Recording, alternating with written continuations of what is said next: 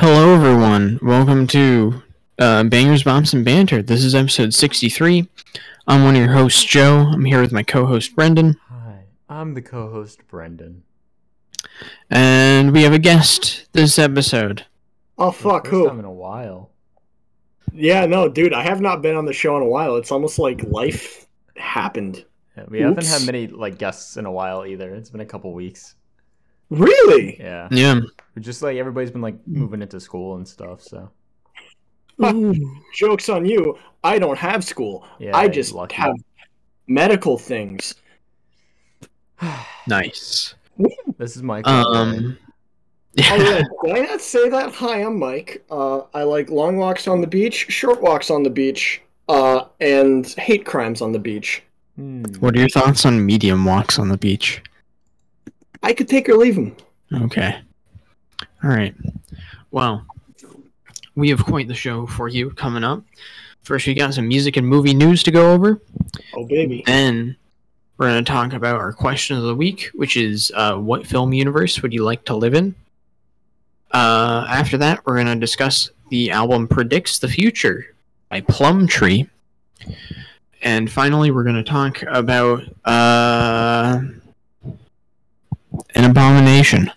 It's wonderful. It's a wonderful film full of We're talking about friendly fun. Is it talking about an Gooby. abomination? Is it a masterpiece? Or is it Gooby? No, it's an abomination. No, it's Gooby. We're talking about Gooby. It's so good. Yeah. Okay. Can I just say on the record that on Brendan's Letterboxd, he gave the movie that we're going to talk about a 4, and compared to Hot Fuzz, which has a 3.5. So this is a high bar, right? This movie is better than High Hot Fuzz. bar. According to Y'all are gonna Brendan, hate me for this, Gooby is but better than Hot Fuzz. I really like Gooby. I really like it. We're gonna talk about it. I am amazed. I was like, there's got to be something to it when I watched it, and there wasn't. Okay, let's do some news, boys. Yeah. All right. First, I just want to say, I guess this is Bop Stop news. I said that I was gonna get a video out in September. The video out. You still have 10 days, Joe. I do.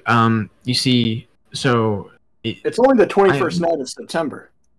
I probably would have gotten it out in September, or at least like early October.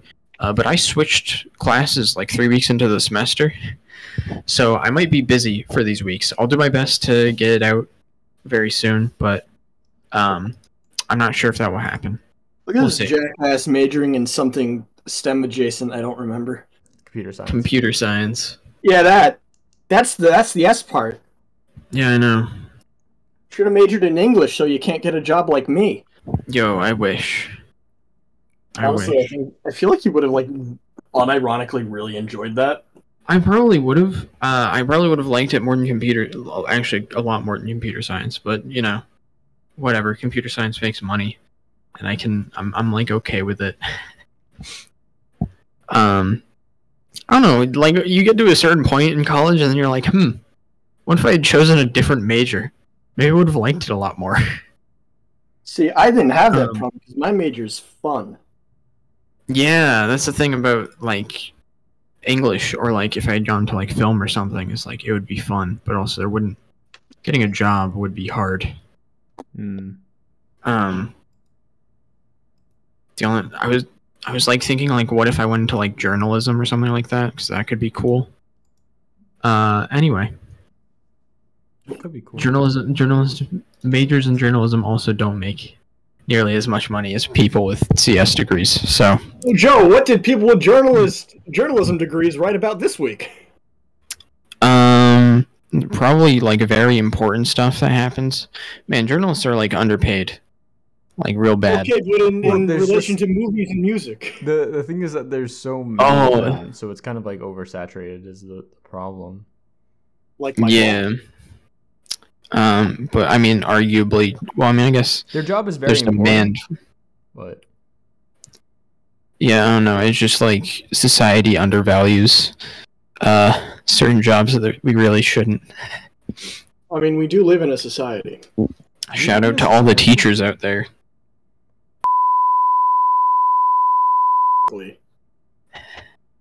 We're just using his full name. No one knows. Oh shit, Brendan! I'll fix it. Brendan will edit it. Brendan, you're gonna have to edit that out. I'm gonna make a note. It's just like I don't. Yeah, I mean, he's a published author, so his name exists. Yeah. It's more But so also, just like if people know, it's like they can probably find us. Well, they could probably find us anyway, but like They can probably fucking. find us.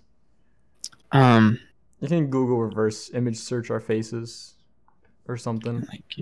Is there video for the podcast? Oh, right, you do the. Not for the podcast. We're not going to subject our. I have like literally no social media presence, so like I actually don't know if people could find me from reverse image searching. Maybe like I have a Twitter. Maybe but school.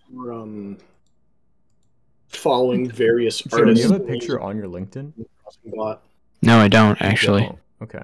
I don't have a picture on there. Actually no, because I took the picture off my like school there's probably a picture of me in like the school registry, but that might also not.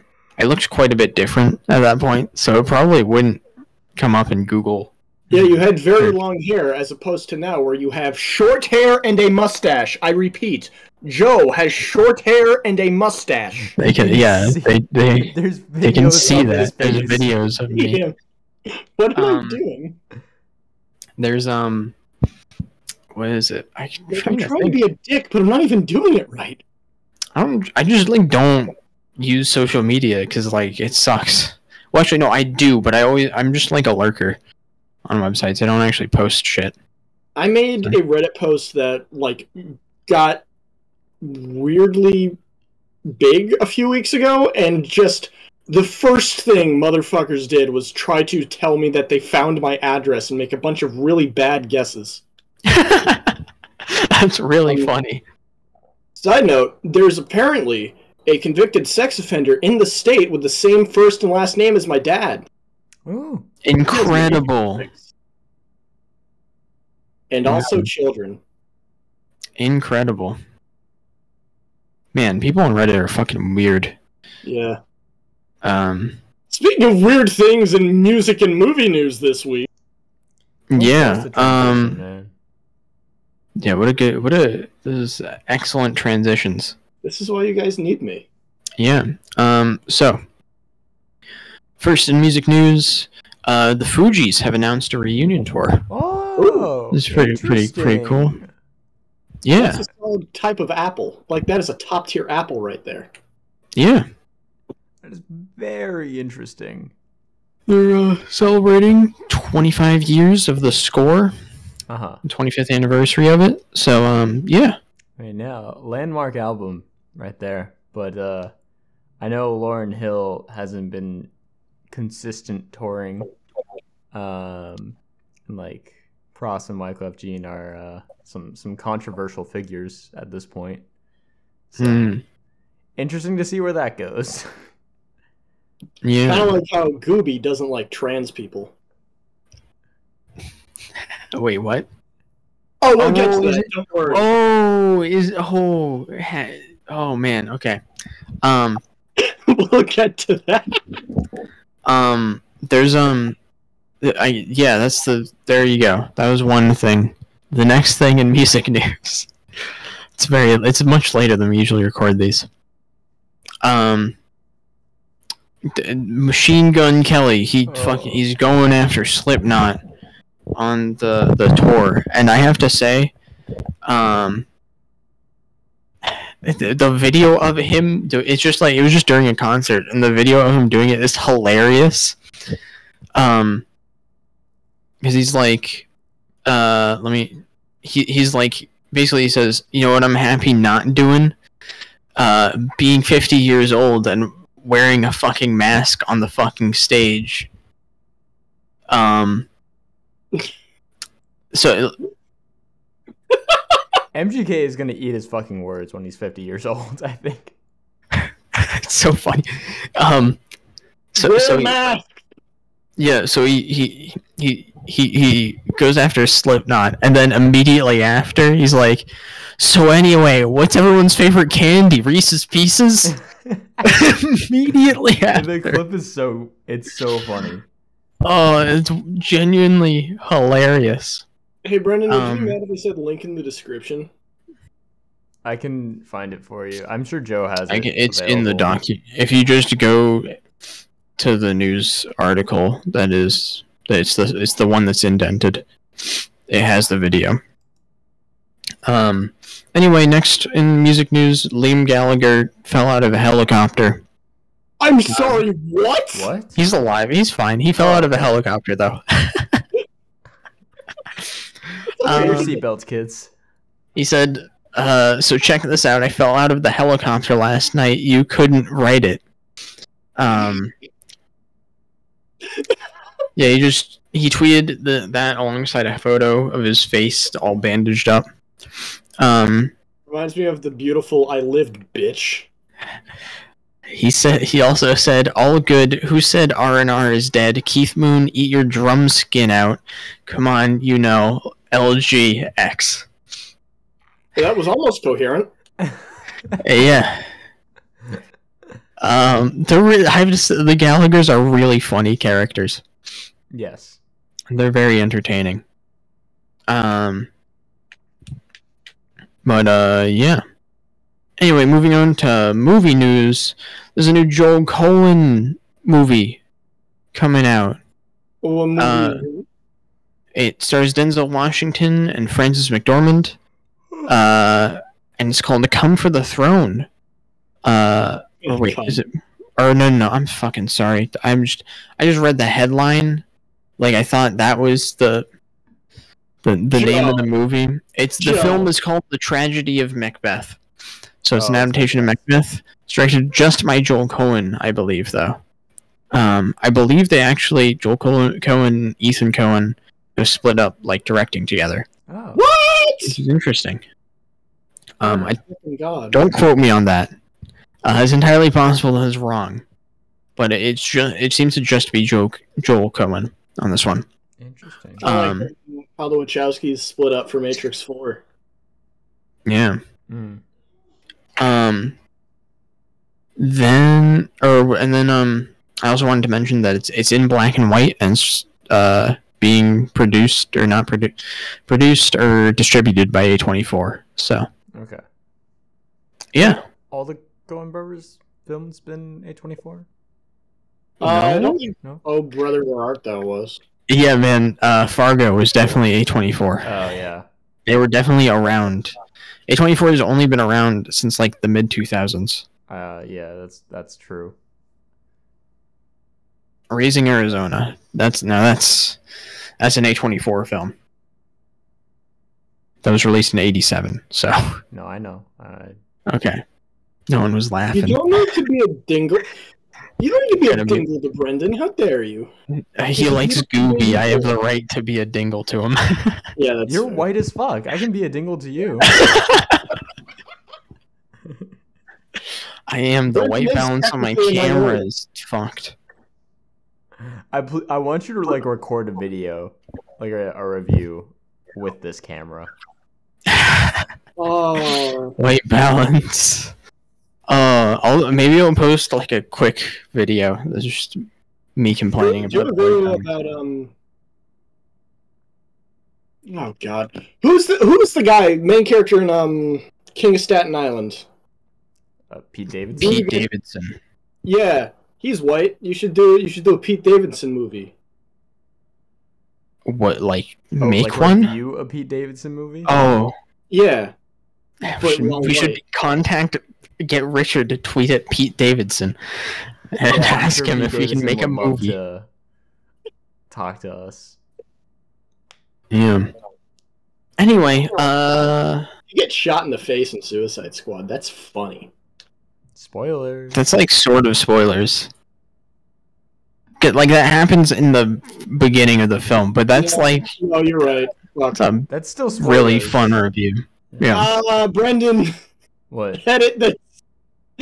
I'm a bad man. Anyway, with that, let's get into the question of the week, which is, what film universe would you want to live in? Yeah. What one?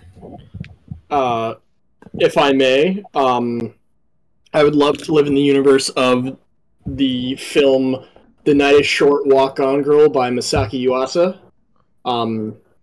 It's technically adapted from a book of the same name, but it is a very pleasant, like, fantastic realism take on college life in Japan, and it just seems cozy and fun, and I want it.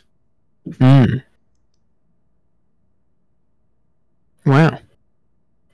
Brendan, do you have a film universe you want to live in? So, I don't know if we mentioned this last week, but my go-to is Shark Tale to meet Will Smith fish.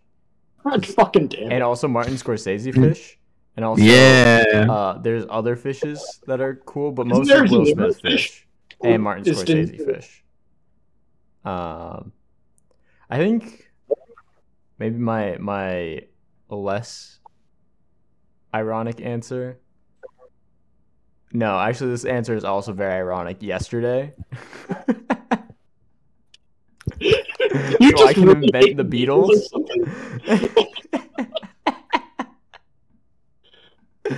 Because I definitely know how to play guitar and all the Beatles songs. You can see there's a guitar right there. That means that I know how to play it because it's in my room. Right now, best Beatles track. Play Wonderwall. It's my favorite Beatles track. Please. Yeah, I got you, man. I don't know. I guess probably my the most like unironic answer I can think is like something spacey. I think would be cool. Kevin Spacey. Nope. He was blinded by the balls on that kid. Such a good line. Fuck your baby. Like milk. Oh, what are you talking? It aged like a fine wine. Oh, it is something. It's a good movie too, but like, goddamn, Kevin Spacey, stop being yourself.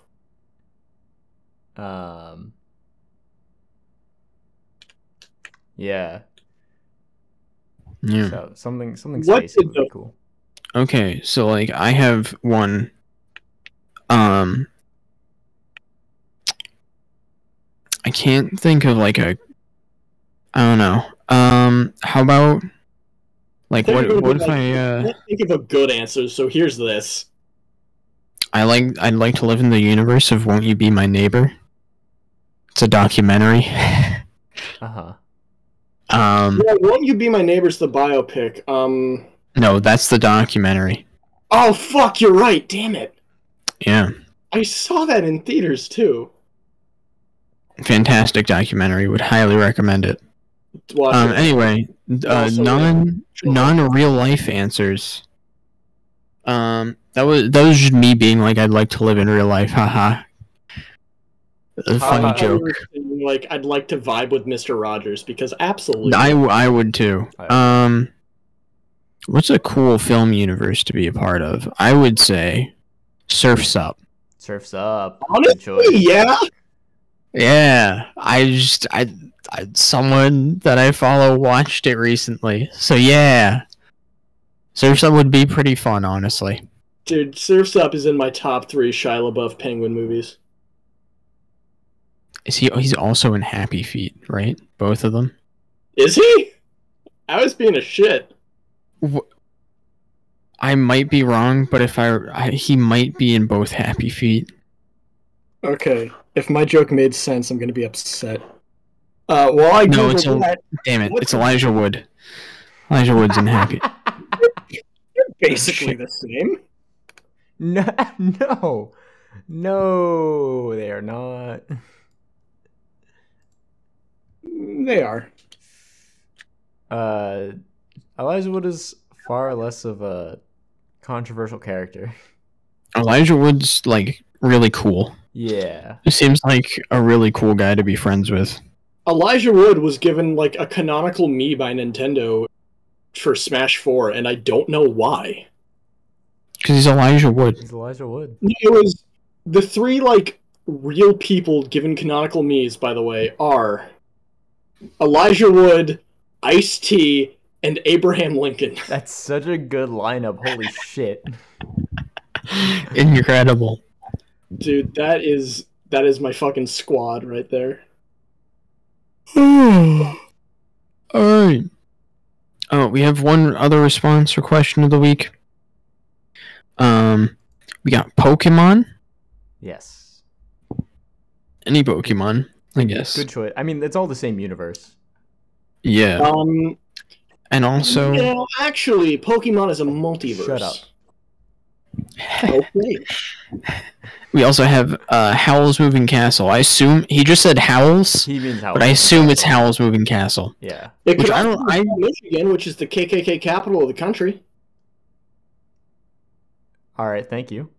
Okay. Moving on. Anyway, I feel like Howl's is like the Ghibli movie I'd rather not live in. Like that, it just because like there's cool cities and stuff, but it's just there's just a war that's been raging in that film. Well, the idea is you come in after the war's over, maybe. Coward. Maybe.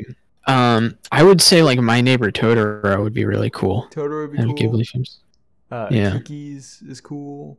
There's not a lot of magic going on Kiki's. Kiki's is like it's less magic-y than some of the other ones. So Mhm. Another bad one to live in would be Mononoke. well, lots of the sadder ones like Mononoke and Nausicaa would not be very fun. Mm. No. Nausicaa is like the one Ghibli movie that I think everyone likes but me. Dude, I love Nausicaa. I rewatched it Damn, recently. Holy you know. shit, it gets me. I'm Damn. Nausicaa fan. Oh, it's so good. Oh, Nasuka on your dick. Please do. Anyway, I'm very lonely. yo, let's go. Why did Anyway. I feel like there's some obvious answers that people miss, like the lobster. I mean, why does nobody want to live in a lobster universe? I'm kind of upset by that one. Minions as well. Kind of just like some obvious choices here that I think we're missing. Gooby Gooby. as well. Let's go. The Emoji Movie. We already live in that universe. What? Brendan. Well, what emoji would you be in the Emoji Movie, though? Patrick Stewart shit. Oh, shit. No, Patrick Stewart's already the shit emoji. Yeah, I'm not going to take Patrick Stewart's role from Patrick Stewart. Let me think. Let me think. What emoji would I be? The I'd emoji be movie. That could be next Two. week's Is it- question. Can I be the hammer and sickle emoji? Is there there's a hammer and sickle emoji? I don't know if it's technically. I know you can do it on like Twitter and stuff. That's cool. Yeah, I think Yeah. it's just the default Unicode emoji. Mm. By the way, there were like several different scripts being shopped around at the same time by different people for an emoji movie because no one owns emoji. They're public domain. So like the reason Emoji Movie happened was just because Sony wanted to do it while they were still the emoji guys. Mm. Damn. And we're Dude. all thankful that it did happen. Yeah. We saw that in theaters, didn't we? We did. Yeah, we did. We did. Oh my god, what a great experience. We did that. That was a thing that we did. It was more enjoyable than seeing Cats. Yes, it was. Yes. Oh my god, we saw Emoji Movie as your birthday present. Now I remember. Yeah. Didn't we do that for Cats as well? No, Cats was Christmas. It was Christmas. Oh, okay. Man, wow. Thank God no one was dumb enough to answer Marvel's Cinematic Universe for where they'd want to live. Bro, I want to get snapped though. Sky High, maybe? Uh, We love fascism. yeah, I was gonna say Sky High is too eugenicsy for me. Starship Troopers? Starship Troopers. No! Ultra fascism. In space? 1936 Olympics documentaries. Yeah. Wait a minute. Jojo Rabbit? Yo, if I had Taika Waititi, like, paranoia, I'd be down, dude.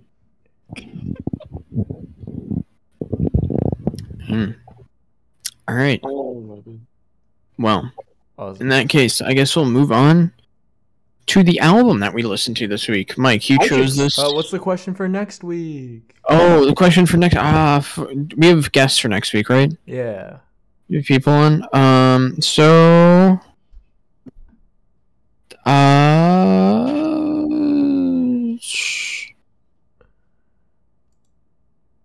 Oh, son of a bitch! I forgot. I had a question that I thought of last night, and I forgot to write it down. So now I don't know what it was. That's very cool. Yeah, it's fun. Anyway, you know what the question should be? What question did I forget to ask? Perfect. You could just have a question that is, what is some future week's question? No. No, that's not as funny. I think I have one. Yeah, I think we can do this now. Okay. What is an album that you think someone else in the server would give a 10 out of 10? Or if you're watching along, what's an album you think me and Brendan would give a 10 out of 10 to? And also, who's the person? Every answer Call him should out. be Pulse Demon by Merzbow. I want you all to know that is the correct answer. Every answer should be Gooby. I forget the name. I was gonna say a Vanilla Ice record. Oh, To the Extreme. Dude, every answer should be Humans. Yeah. Shut up. Wall to the watches on the wrist. Anyway. So what's an album you think me or Brendan would give a 10 out of 10 to? Or if you're in the server, what's an album that you think someone else in the server would give a 10 out of 10 to? And who's the special person? Yeah, there you go. Our special boy. Yeah. So with that, let's get into the album. Woo! Ladies and gentlemen, this week's album is Predicts the Future by Plumtree, released in 1990. The year of our Lord and Savior. Yeah, that. Radiohead. Yeah, that. Yeah. Yeah. It's a cute little power pop, indie rock, whatever the fuck. It's more indie rock. Yeah. I thought I said indie rock. Did I say indie pop? Well, no, you said power pop and indie rock. And I was like, it's more indie rock. It depends on the track. Yeah. But anyway, fellas, what did you think of the album? Wait, Mike, I think there's a deeper reason why you chose this album. So, okay, the reason why Plumtree was initially on my radar was because I went through a phase in high school and also middle school and also part of was fucking obsessed with Scott Pilgrim, which I still think is a fantastic movie and a really good comic series. And I'd been meaning to listen to this album for the longest goddamn time because track number 9 is literally titled motherfucking Scott Pilgrim, and Brian Lee O'Malley was a big Plumtree fan and named the character and comic after the song. The song Go, the opening track, also plays very briefly in the film, and during the scene at the Rocket, Scott can be seen with a Plumtree t-shirt. Wow. That's my trivia. Bit of lore for all the Scott Pilgrim fans out there.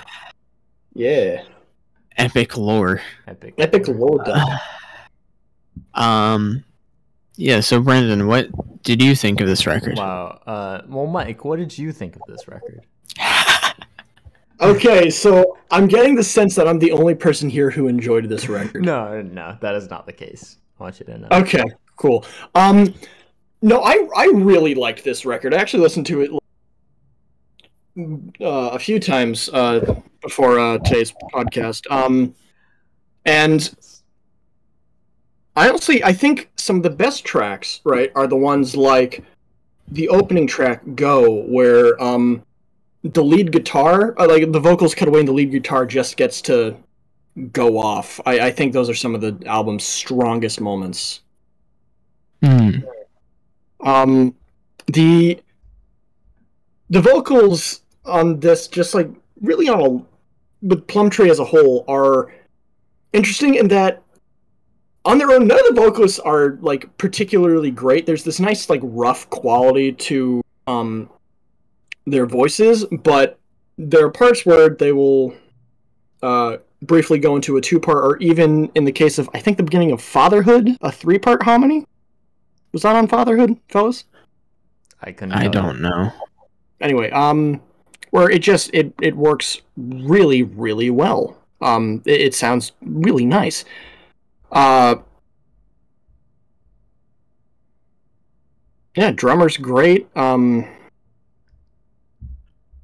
I don't know, Brendan, jump off me. I'm stalling. It's very interesting to me the way you're reacting to this, because I enjoy it, but you are listing a lot of things that I don't really enjoy about this album. It's very interesting because I'm a bigger fan of their instrumentation than the vocals. I think the vocals are nice, and they're more unique than stuff at the time, which is nice. So Plumtree, they only have like 3 albums. I listened to them all. Their first album, I actually like a fair bit more than this album. It has a bit of like a rougher quality to it. It's more lo-fi. It's their first album. Yeah, it's the first album of a Canadian indie band. I used to assume it's lo-fi. So I kind of like a lot of the aspects of that record personally. And this one, it cleans it up a bit, and I'm not the biggest fan. There's a couple tracks here that I think are pretty good. They get some solid riffs or hooks or whatnot. Like actually the first track I'm not huge on personally, but the second track, you don't like Go. Go is like, it's fine. It's a song. I don't know. It kind of the second half kind of falls off for me. Joe, are you okay? That's fair. I'm trying to get the white balance to be okay. It will never be okay. You're too white. There are times I like the more louder tracks. Definitely, there are times where it gets kind of quiet, like going so low, where it gets pretty boring.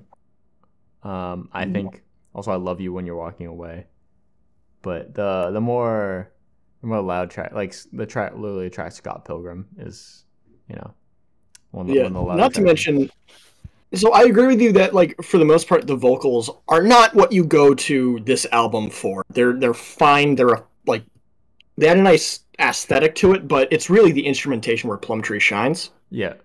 But Scott Pilgrim is like a neat exception to that, because just the song has like 2 whole lines of lyrics in it, just sung as a round, and it's really cool. You get this weird cacophony by like the middle of the track. Mm-hmm.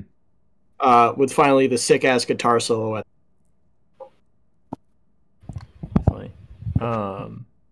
For me personally, I don't know, Plumtree just kind of pales a lot in comparison to a lot of their contemporaries, especially considering like the girl punk movement around this time, and like Riot Girl, stuff like that, which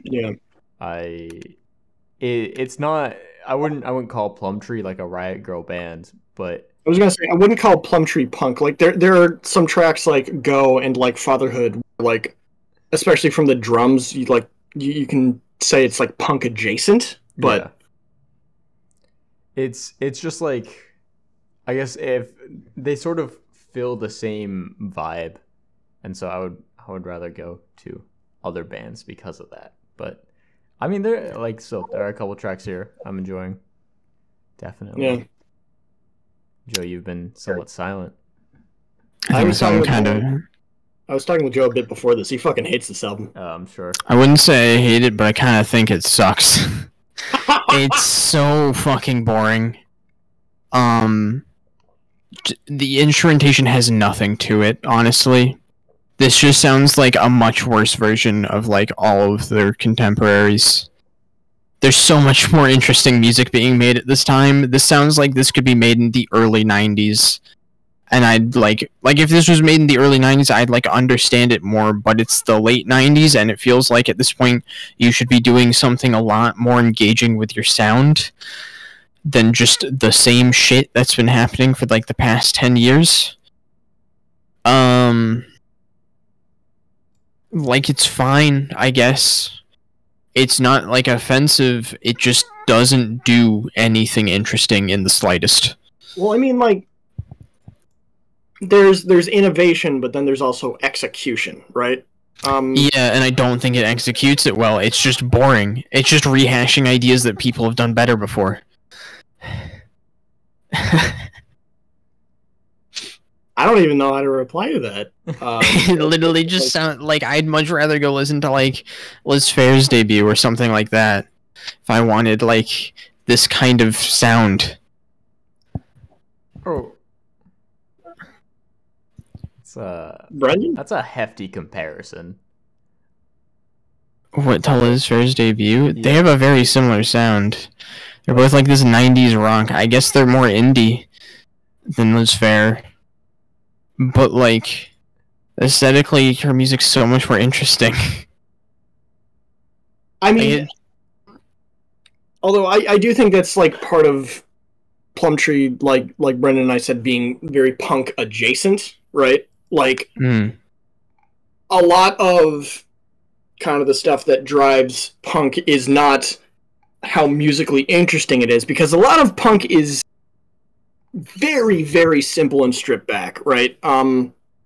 It's kind of the driving energy. But again, I know that you said that you thought the album was fucking boring. there's like no energy to it. That's another, like, I could be there's albums that I love that don't really do anything new. Like, a great example is what's the name of the album? A great example is Arizona by Vane, which came out in like 2018, and it's like straight up just a 90s metalcore record. Like, that's the style they go with, but there's so much energy, and it's like they're having so much fun with it that it doesn't matter that they're just kind of doing the same sound over again. There's like no energy at all to this record. I find, like, it's so it just sounds lifeless to me. I vehemently disagree with it having no energy, especially the first half has some really, really solid tracks like Racing Gloves and I don't know. Brendan? I can understand where Joe is coming from. I do think that the album is overall lacking energy. The vocal delivery on a lot of these tracks is just kind of the same. Yeah. There's not a lot of like inflections or really a lot of personality in the vocals. They're not getting any points for their writing either. Yeah. But no. Overall, no, absolutely not. Overall, I still like. I don't mind any of it. I do think there is some fun to be had here. Yeah, basically, it's like it's fun. Yeah, fun for people who aren't Joe. Like Gooby. Yeah. Are we doing ratings? We're doing ratings, boys. Okay, yeah, sure. I guess I'll go first. Yeah, I thought this album was incredibly boring and didn't do anything interesting with the sound at all. Like, if I wanted, just feels like I could go listen to like Pixies and have a much better experience. I mean, Pixies is a completely different sound, though. They have a very similar aesthetic, and just like so much more interesting music. And it's like the thing is just like, why wouldn't I go listen to like any of the other bands who are doing much more engaging stuff at the same time? Why not go listen to like, I don't know, Radiohead? Again, like, Radiohead is very different and also very interesting for another few albums. OK Computer came out in '97, dumbass. Oh. And The Bends is also still a very interesting album. Yeah, the Bends is hit and miss. But like, it's just like there's so much better music that came out in the '90s. I don't know. This is like a 4 out of 10. Not for me. Okay, personally, comparing this to literally every album in the '90s, yes, it's not going to be that good. Yeah, that's why I'm comparing it to all other music I've heard. It's how albums work.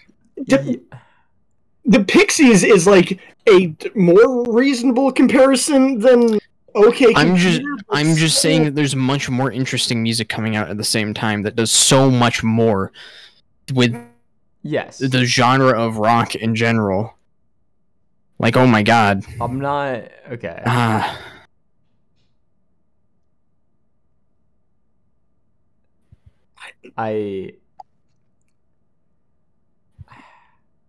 It's like oh man, new Call of Duty game isn't experimenting with the genre of the shooter or something. No, but like at least it's fun. Exactly. At least it's fun. I'm saying if it was at least like my point is like if it was at least doing something with the genre or trying something new, I could appreciate it, but I just can't because it's not fun or engaging. I just think it does nothing with its sound that is like engaging in the slightest. And like it's not unbearable or anything, but like why the fuck I'm being very mean. You are. Like why would I listen? Yeah, I don't. I'm being very overly mean, and I really shouldn't. But like I just don't see why I'd listen to this over like anything else that came out around this time. Honestly, I think this album is really, really fun. It's fine. You don't have to go to my parties, and I don't have to go. It's fine. Okay, as probably the middling opinion here. Hi. Yeah. Well, this album, it's not. I don't think it's great by any means. I do think that there is some fun to be had. I'm not really gonna go back to it. There might be a song or two I keep listening to, but that's really about it for me. I'm at like a 6 out of 10. On this. It's me, your boy. Boy. Hi, boy. Hello. Honestly, I do think this album is pretty damn fun. Like a lot of the tracks have really, really great just driving energy to it, like Go, like Scott Pilgrim, the vocals are fine. Like they lend themselves to the aesthetic, but they don't do much more. Where Plumtree really shines is when it is in their instrumental sections, right? Especially, I think some of their lead guitar riffs are just great. I'll give them. I am going to give Predicts the Future a 7 out of 10. All right. That's cool. All right. Yeah. Side note, Joe, I don't know why this reminded me. What is your opinion on the Go team? I have not listened to their music in a long time, so I can't really tell you. I think I thought the one album I listened to was like decent. But I Thunder Lightning Strike is like their big album, Brendan. I'm pretty sure I listened to Semicircle. Yeah, because it was came out in 2018, 2019 or something. Yeah, 2018. So I don't really have an opinion on them, I guess, right now. Fair enough, Dad. And speaking of absent fathers, Gooby is a film. Okay. You see, why'd you choose Gooby, Mike? Because it's funny. Just look at the poster. It's incredible. And it's called Gooby. It is. Okay, Brendan, I need to just know why or how. This is the one where I'm genuinely confused because there are movies that I think are bad that I'll watch and I'll be like, I can see how someone would really like this. I don't understand that with Gooby. Like, this movie is just bad. I don't know. Listen, Gooby's not great, but it just, for me, I don't know. I was like in a good mood or something. Like it felt like it had a lot of heart. You know, it was just like it was a sweet time. It's it's got a lot of E.T. vibes. Yeah, it does remind me a lot of E.T. It's like exactly like E.T. If E.T. Why couldn't Gooby bear- get drunk in this movie? No.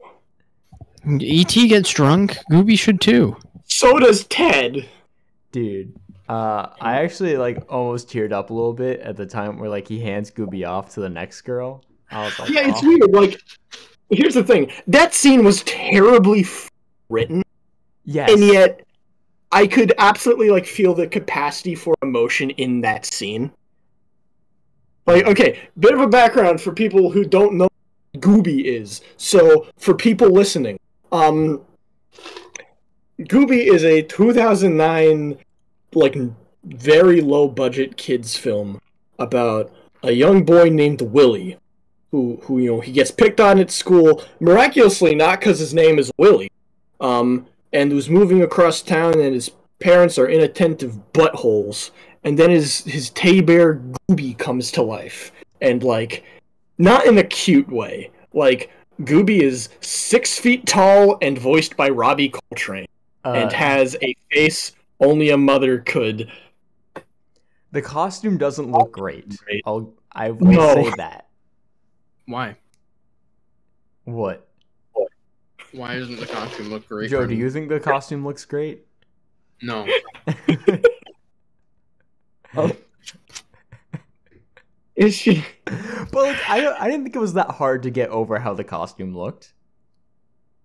Like near the end, I'm kind of thinking, do the practical effects on Gooby's face get better as the movie goes on, or is this like Stockholm syndrome? Or shout out to that one time he scares the kid in the theater. Yes, that was you know, that was incredible. Yeah, but like, okay, think about Gooby. The writing is bad. Yes, like aggressively bad. Like it's I don't know. It's on par for like kids films, I'd say. It's on par for no budget kids films, right? Like, but like, unlike a lot of no budget kids films, there seems to be like at least a modicum of actual care that went into this. I think there's actually a lot of care that went into this. Yeah, exactly. Like it's definitely, I don't know, because like a lot of it is also the kid dealing with the issues of like his parents are neglectful and like he's struggling with like making friends in school. It definitely feels like it's coming from a more like personal place. Yeah, and I think the film was dedicated to his like son or something. Yeah, exactly. But like, and here's the thing with that, like, there are like individual like moments of like helping like overcome stuff. And at the same time, Willie doesn't have, like, an actual arc. These are all kind of disconnected things that happen. And then the climax of the film, the big emotional moment, is not given to Willie, but to Willie's father realizing, oh shit, I've been an inattentive business boy when I should be a very attentive father boy. I'm gonna make this right, and we're gonna build a gosh dang treehouse. And it's very, very strange because the child actor is no good. The writing is no good. Yeah, the editing is pretty shaky, mistakey. The Gooby costume is incredible. And yet, you watch these scenes and you legitimately, like, feel a little something. Yeah. Yeah. Like... That's the thing about this movie, is that's why I feel like there's a lot of heart put into it. Is because, like, the way that, like, they're working with nothing here. And they're still able to create something. Like... Yeah. For people who aren't cold-hearted like Joe. No, that's just like it's a very low bar. They made something out of no budget. It's like that. I mean, yes, they did. Yeah, like, I mean, it is really interesting though, because this movement. Oh no, this Gooby's a movie is movement now. just shy of This film movement of low-budget children's movies. yeah. No, I'm saying movement more like bowel movement. No. Fuck. This movie never quite like reaches the bar of what I would call competent filmmaking. And like, it is woefully unconcerned with that. It's just cute Gooby.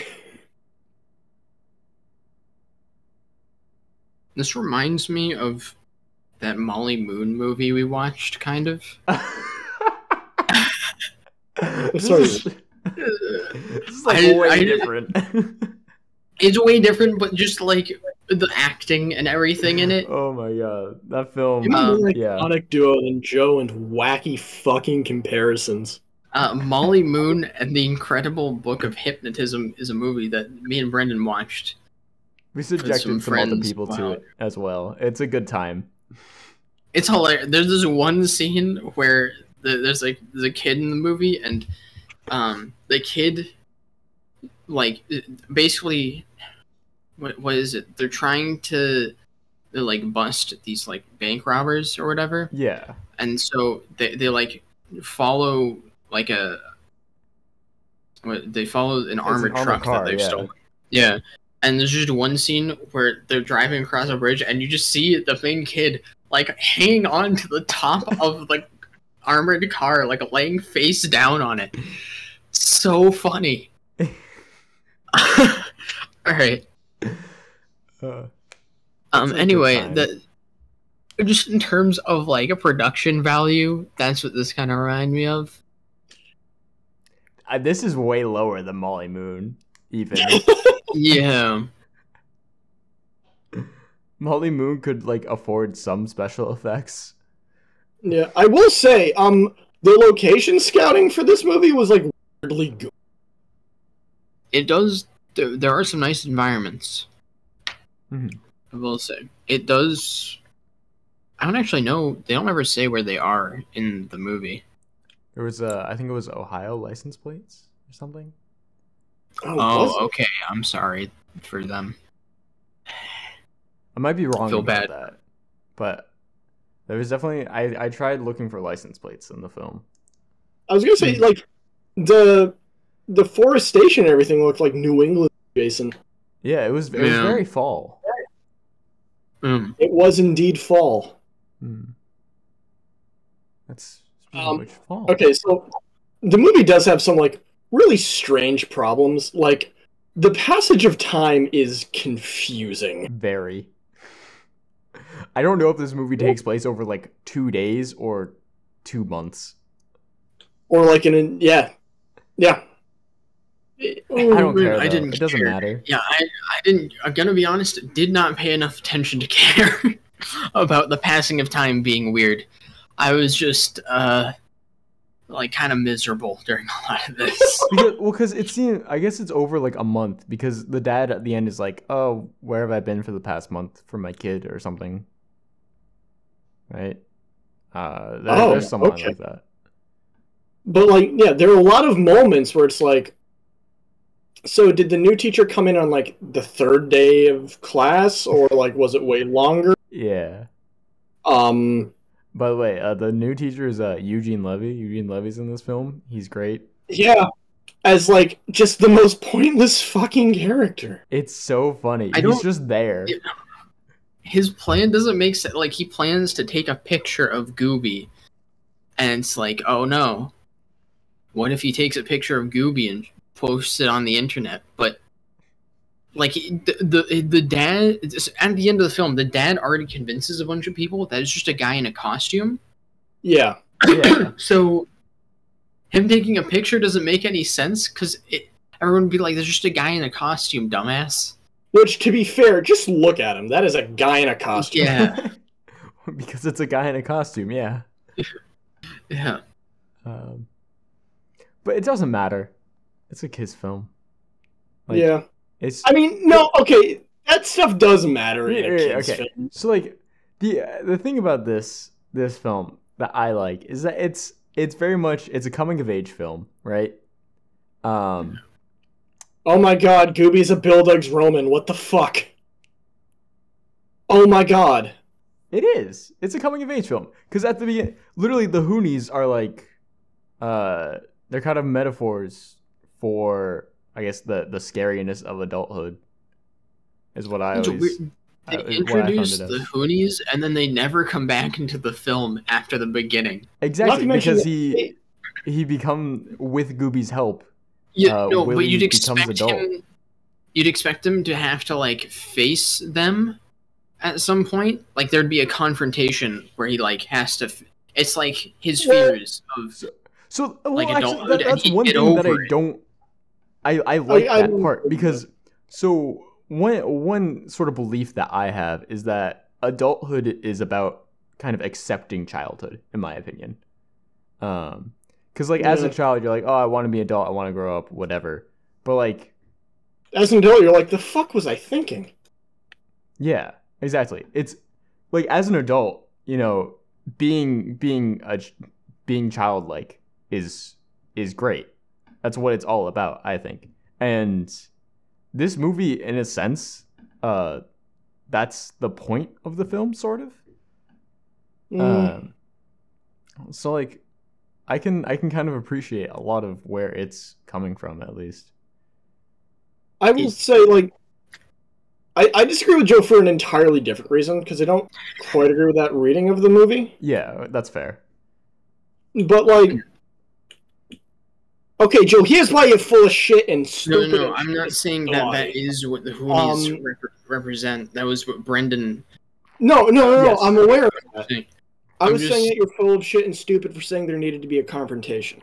No, it just feels weird to me that they're not necessarily confrontation, but like this point where he feels like he's gotten over it or something.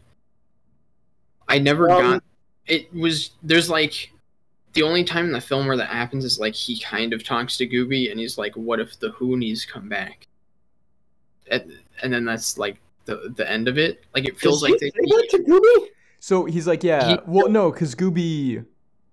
So he's like, Gooby, you got to stay in the shed, and Gooby's like, well, what if the Hoonies come? And then Willie's like, well, we haven't really seen them since you've been around. Yeah, that's the thing. Which I like. I think it's good because he's gradually. You don't like all of a sudden like, bam, you're an adult now. He's gradually growing up. That's how I at least look at it. Well, I think it's more like just fear of unknown. Yeah. Now, something I will say is strange is the beginning of the movie like explicitly, says that stuff like the Hoonies are more or less a result of some like mental illness or something, right? Because like the kid has hallucinations and is seeing a doc for them. Yeah. But like that never comes up again, and Gooby isn't imaginary. That's true. Gooby is real.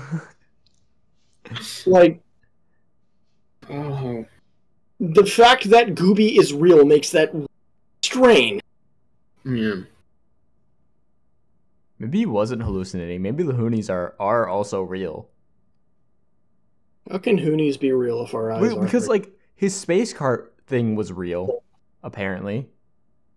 It was literally just some wheels and a seat, but like.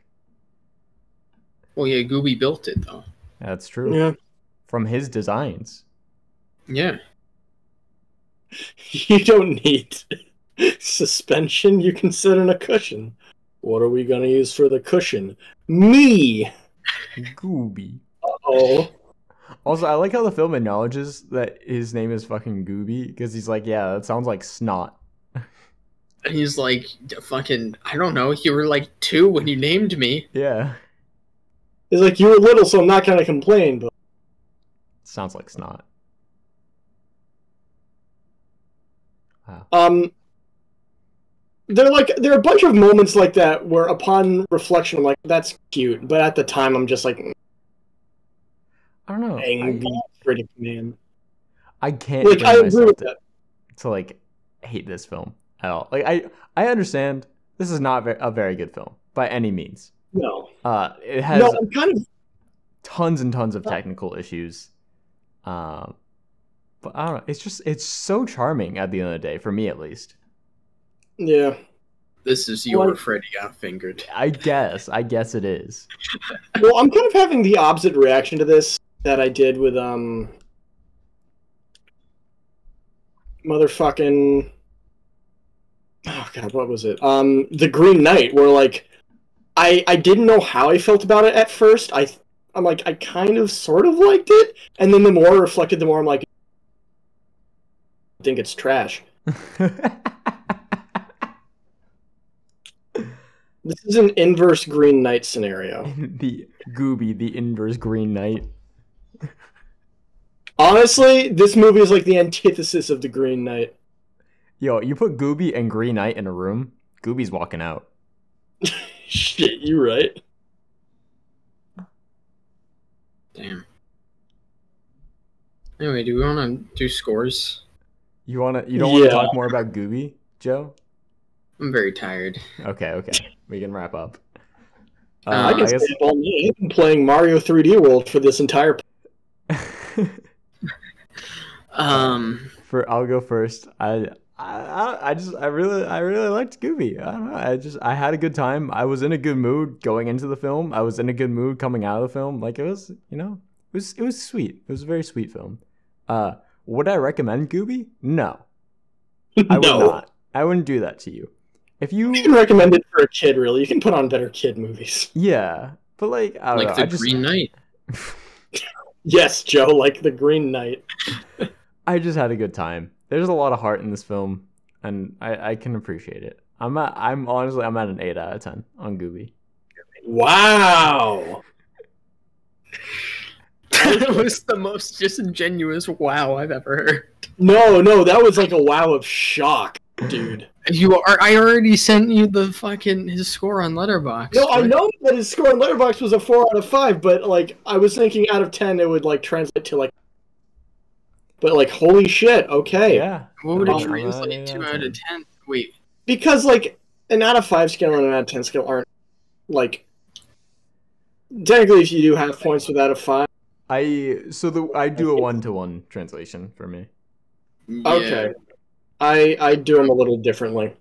Yeah, no, that's fair. If you aren't using 0.5s, then I understand that. But if you're using 0.5s, it's like, I don't know, it's weird to me to do anything other than 1-to-1 translation. But no, okay. Gooby is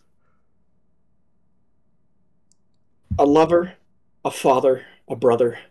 But more than all of those, he's a 5 out of 10. Oh my god. Holy crap. What the fuck? What the fuck? I'm in a room. I'm locked in a room with crazy people.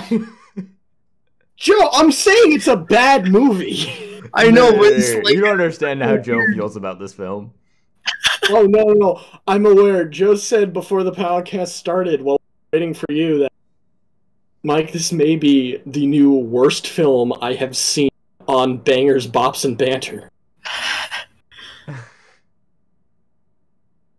But like, I don't know, it's a terrible movie. It has, and like, even in the ways it's like, it's not terrible, it's just really mediocre. So like, if I make a movie that's really bad, but it's just super charming, you guys will rate it highly, basically. Yeah. Honestly, probably. We had this conversation of like story versus substance like last week. Honestly, yeah. Like, if your movie is like charming and is like a feel good film, like I would much rather watch this than like a Disney Channel film of like the same sort of idea. Honestly, I was actually going to say that this kind of reminds me of a channel the 90s, early 2000s. Like, not like the camp rock stuff. I'm talking like old school, like motocrossed. Yeah. Alright. Well, for me, Just because she's a girl doesn't mean she can't motocross. yeah. For me, I like it. I understand it has charm, but this was just a slog to get through because I didn't find it funny at all. No, Like, it was there just is like one good joke in the whole movie. it's just like very bleh, and it's not very entertaining. I had to take a break halfway through because I just couldn't pay attention to it. I just like it. It sucked. I understand it has charm.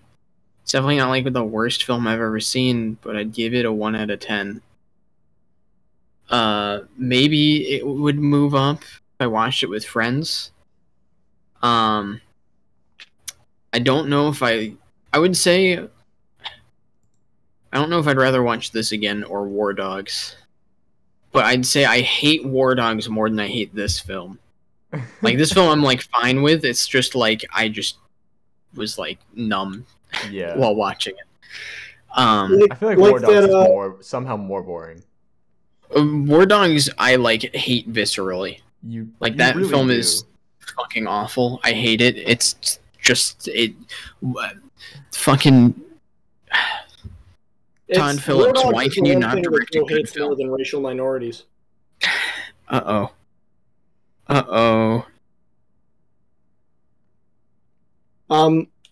Can I just very briefly mention the only good joke in the whole movie? What's that? Yeah, sure. When they're in the fucking supermarket and Gooby's eating his cereal, and the kid's like, "What the hell?" And Gooby's like, "Nah, man, this stuff is like the cat," and he's holding a box of Captain Crunch, and he's like, "This army guy makes."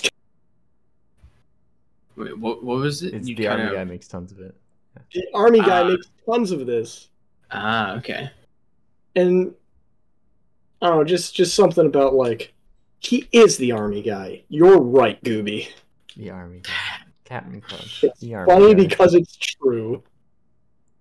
All right. Well, thank you all so much for tuning in this week. Next week we're gonna have a very special show for you, with the question being. The question is, gotta bring it up again. What is an album that you think someone else in the server would give a 10 out of 10, and who is it? Or if you're just watching along, what's an album you think me and Brendan would give a 10 out of 10 to? Wow. Me or Brendan. Very exciting. Do either one. You know our tastes. His name, by the way, Brendan. Hmm? Don't forget to bleep out our teacher's name, by the way. I got it. I wrote a note. Don't worry. And for next week, the album is going to be Heartbreak Wonderland by World's End Girlfriend.